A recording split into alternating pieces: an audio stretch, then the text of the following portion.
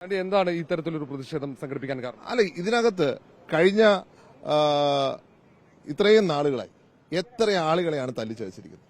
അതിന്റെ തുടർച്ച ഇന്നലെയും കാണുകയാണ്. ഈ നിൽക്കുന്ന പോലീസുകാരിൽ ഭൂരിഭാഗം നിൽക്കുന്ന എന്നെ ആക്രമിക്കാതിരിക്കാൻ കൂടിയാണ്. അങ്ങനെ ഒരു രാഷ്ട്രീയം വേണോ? ഇന്ന് പ്രതിപക്ഷ നേതാവും KPC പ്രസിഡന്റും ആക്രമിക്കപ്പെട്ടിരിക്കുക. അവരുടെ നേരെ ടിയർ ഗ്യാസും ഷെല്ലും അടിച്ച് KPC പ്രസിഡന്റ് ആശുപത്രി വരെ പോകേണ്ട ആവശ്യം വന്നു.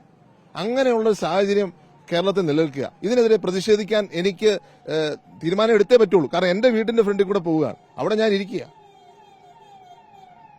ഇത് യൂത്ത് കോൺഗ്രസ് പ്രതിഷേധിക്കുന്ന യൂത്ത് കോൺഗ്രസ് പ്രവർത്തകർക്ക് ഐക്യദാർഢ്യം കൂടിയാണ്. യാതൊരു സംശയവുമില്ല. ഇന്നലെ കാട്ടാക്കടയിൽ മൃഗീയമായി ഞങ്ങളുടെ ചെറുപ്പക്കാരെ തല്ലിച്ചതച്ചു.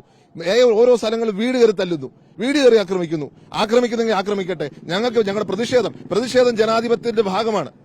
ഞങ്ങൾ ആരെ ആക്രമിച്ചുകൊണ്ടുള്ള പ്രതിഷേധം നടത്തുന്നില്ല. പക്ഷേ പ്രതിഷേധിക്കാൻ അവകാശമുണ്ട്, കരിങ്കൊടി കാണിക്കാൻ അവകാശമുണ്ട്. ഞങ്ങൾ ആരെ ആക്രമിക്കത്തില്ല. ആ കാര്യത്തിൽ വ്യക്തത ഉണ്ട്. ഇന്നത്തെ പോലീസ് ആസ്ഥാനത്തേക്കുള്ള മാർച്ചിന്റെ സംഘർഷത്തിന്റെ കൂടെ പശ്ചാത്തലത്തിലാണ് പെട്ടെന്ന് ഇങ്ങനെ ഒരു സമരം. തീർച്ചയായിട്ടും അത് ആലോചിച്ച് എടുത്ത തീരുമാനം ഇപ്പൊ ഞാൻ തീരുമാനിച്ചതാണ്. കാരണം എങ്ങനെയാണ് ഒരു നേതാവിനെ ഇങ്ങനെ ആക്രമിക്കാൻ സാധിക്കുന്നത്? KPC പ്രസിഡന്റ് ആശുപത്രിയിൽ പോകുന്ന സാഹചര്യം ഓർത്തു നോക്കൂ.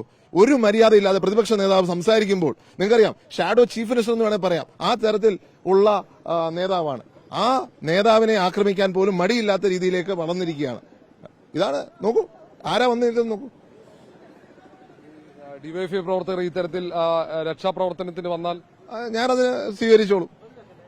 ഈ ജനാധിപത്യം ഇത്രയേ ഉള്ളൂ എന്ന് എന്റെ പ്രതിഷേധമാണ്. എനിക്ക് പരിക്ക് പറ്റിയാലും കുഴപ്പമില്ല ഞാൻ വിചാരിച്ചു.